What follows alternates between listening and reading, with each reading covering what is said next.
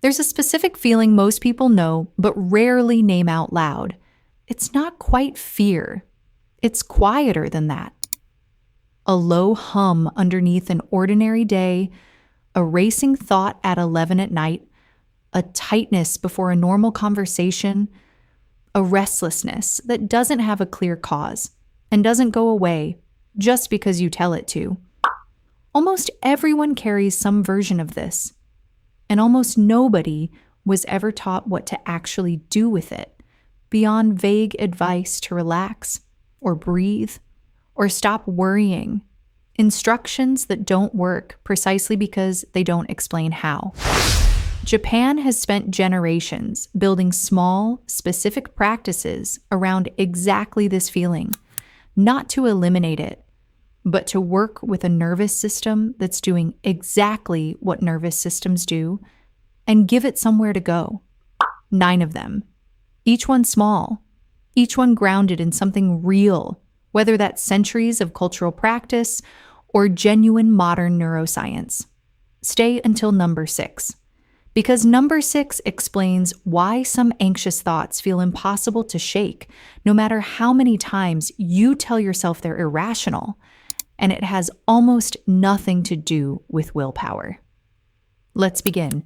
The first habit takes 15 seconds and works faster than almost anything else on this list, which is exactly why it comes first. Habit number 1, the double inhale, long exhale. Here's what to actually do. Breathe in through your nose. Before you exhale, take one more small sip of air on top of that breath.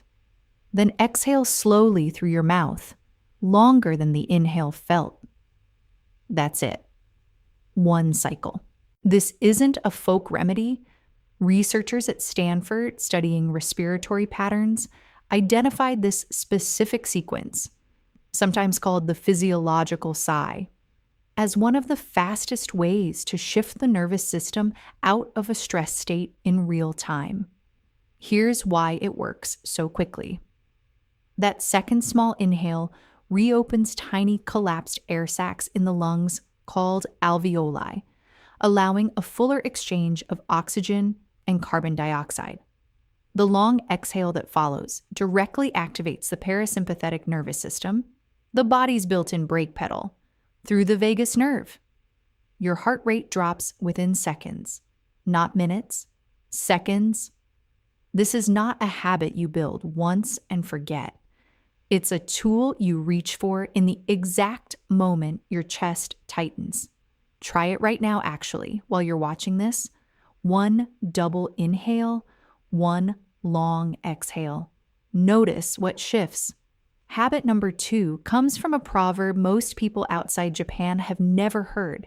And once you understand it, you'll start noticing exactly how much of your anxiety comes from a single, specific source. Habit number 2, Oubaitori. The word is built from 4 trees: the plum, the cherry, the peach, and the apricot. All 4 bloom in spring. None of them bloom on the same day, none of them bloom faster to catch up with the others, and none of them apologize for blooming late. Each one simply blooms in its own time, according to its own nature, and that is understood to be not just acceptable, but correct. Here's the anxiety connection, and it's a significant one. A large share of everyday anxious thought isn't about a real, present danger. It's about comparison, where you are against where someone else is, where you thought you'd be by now, what someone your age has already accomplished. That specific flavor of anxiety runs almost entirely on comparison as fuel. Remove the comparison, and a surprising amount of the anxious noise doesn't have anywhere left to attach itself. Try this. The next time you catch yourself measuring your life against someone else's, a friend's career, a stranger's home, anyone's highlight reel, say the word to yourself, even silently. Oubaitori. Different tree, different season. Let that specific thought end there instead of following it further. The third habit is one you've almost certainly experienced by accident and never once did on purpose. Habit number 3, Ichigo Ichie, one time, one meeting. The phrase comes from Japanese tea ceremony tradition, where every gathering is treated as entirely unrepeatable. Even if you've shared tea with the same person 100 times before, this specific moment, in this specific arrangement, will never happen again. Full attention is given because full attention is the only appropriate response to something that will never recur. Here's why this matters for an anxious mind specifically. Anxiety thrives on time travel, replaying a conversation from yesterday, rehearsing one that hasn't happened yet. It rarely lives in the actual present moment because the present moment, examined closely, is almost never actually dangerous. Ichigo Ichie is a direct countermeasure. It asks you to give one thing, one conversation, one task, one cup of tea, your full and undivided attention, specifically because it will never happen in quite this way again. Pick one ordinary moment today, not a big one. Making coffee, a conversation with someone you live with, give it complete attention, phone away, mind not somewhere else. Notice how different an ordinary 5 minutes feels when it isn't sharing your attention with 3 other timelines. Habit number 4 lives in water, and the mechanism behind it is more specific than most people realize. Habit number 4, a warm bath taken deliberately, not just to get clean. In Japan, the ofuro, a deep, hot, soaking bath, is a daily ritual for a significant portion of the population, and it is taken after washing, purely for the soak itself. Not efficiency, not hygiene. The soak is the entire point. Here's the mechanism that makes this more than a comfort ritual. Warm water immersion activates the parasympathetic nervous system through multiple pathways at once. The pressure of the water against the body, the heat itself, and the simple absence of any task to perform while submerged. Research on warm water immersion has consistently found measurable reductions in cortisol and a shift toward the physiological state associated with calm rather than alert. 10 to 15 minutes, warm, not hot enough to be uncomfortable, no phone within reach. If a bath isn't available, a warm shower held for a few extra minutes does a meaningful portion of the same work. The point isn't luxury. It's giving your body a direct physiological reason to stand down. Now, habit number 5, the one that most people skip because it sounds almost too simple to be useful. It isn't. Habit number 5, the bounded worry window. Anxious thoughts don't usually announce themselves at a convenient hour. They tend to show up while you're trying to fall asleep or in the middle of something else entirely, uninvited and insistent. Most people respond by either pushing the thought away, which tends to make it louder, or following it all the way down, which tends to make it worse. There's a specific technique used by many Japanese households in a version of journaling and increasingly supported by cognitive behavioral research that does neither. Set aside 10 minutes, same time every day, ideally not right before bed. During that window, and only during that window, write down every anxious thought that's been circling. Not solving them, just writing them down plainly without judgment. Here's what that 10 minutes actually does. When an anxious thought arrives outside the window, you don't have to engage with it or suppress it. You simply note it and tell yourself truthfully that it has a scheduled time later today. Research on this specific technique has found that people who practice it report a measurable reduction in the frequency and intensity of intrusive worry, even though the total time spent worrying stays roughly the same.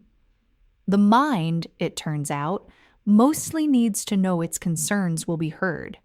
It doesn't need them heard immediately. Start tonight. 10 minutes. Same time tomorrow. Notebook and pen, not your phone. Now, habit number 6, the one I told you about at the beginning, the reason some anxious thoughts feel completely immune to logic, no matter how many times you argue yourself out of them. Habit number 6, naming the sensation in the body before naming the thought. Here's what's actually happening when an anxious thought won't budge, no matter how clearly you reason with it. Anxiety is not primarily a thinking problem. It begins in the body, in a nervous system reading a signal, real or not, of potential threat, and the thoughts arrive afterward, as an attempt to explain a physical sensation that already exists. Trying to logic your way out of a feeling that started in the body is like trying to argue with a smoke alarm instead of checking whether there's smoke. In Japanese somatic and meditative traditions, there's a long-held practice of naming physical sensation before addressing the thought attached to it. Not, why am I anxious about this meeting? Instead, tight chest, shallow breath, warm face, simply naming what the body is doing without immediately reaching for the story explaining it. Slow down here because this is worth sitting with. The moment you name a physical sensation instead of arguing with the thought riding on top of it, something shifts. The nervous system registers being noticed, which is different from being fought. And a nervous system that has been noticed calms measurably faster than one that's being argued with. Try it the next time anxiety arrives. Skip the thought entirely for a moment. Name only what your body is doing. Tight chest, fast heartbeat, just the sensation. See what happens to it once it's been named instead of debated. Habit number 7 takes place outdoors, and while you may have heard a version of this before, the anxiety-specific mechanism behind it is worth understanding properly. Habit number 7, 15 minutes outside, walking without a destination. In Japan, this is called Shinrin-yoku, forest bathing, though it works with far less than an actual forest. The specific detail that matters for an anxious mind is something researchers call optic flow. The visual experience of the environment moving steadily past you as you walk. That particular pattern of visual motion has a measurable calming effect on the amygdala, the brain's threat detection center, which tends to run in overdrive during periods of chronic anxiety. An overactive amygdala functions something like a smoke alarm that won't stop ringing even when there's no fire. Walking outdoors, with the environment sliding past on either side, is one of the few things that reliably turns the volume down. Not a treadmill facing a wall. The optic flow has to be real. Outside, moving, no earbuds telling you where to focus. 15 minutes, no destination required.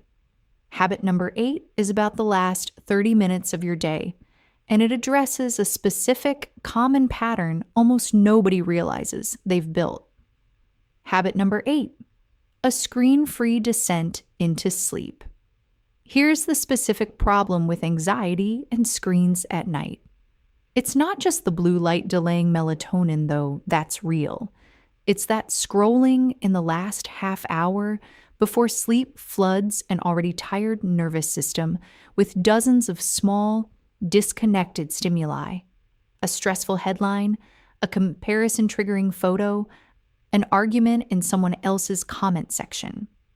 Right at the exact moment, the brain is supposed to be winding toward stillness. In Japan, the concept of yoru no shizukesa, the quiet of the evening, describes a deliberate narrowing of stimulation as the day closes.